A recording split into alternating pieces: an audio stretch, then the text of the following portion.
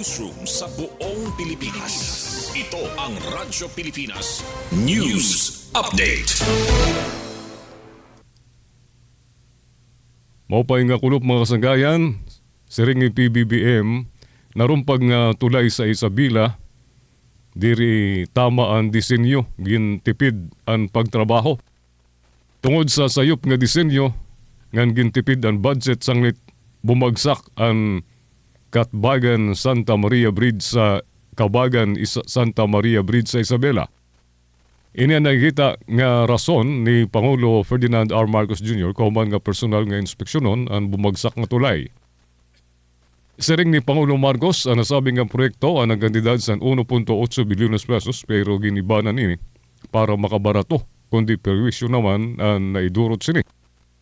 Kauman sini gintuhay, upay ngan ginhimo ang detailed design kundi maluya tungod kay angay mayada suspension bridge para nakasabit. Kundi waray ni butangi ngan cable la ang naging suporta. Sa tuno na nga ginhimo ang tulay umabot ini sa 900 milyones pesos nga budget tubtub umabot sa 1.2 bilyones.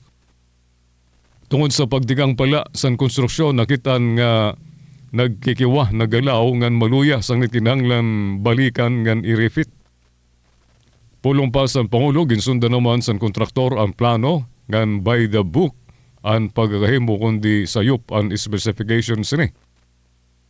Nakadesinyo luwat daw ang tulay sa 44 toneladas kundi ang duha nga truck nga umagi ang masubra sa 100 toneladas sanglit bumigay ng tuluyan ang tulay.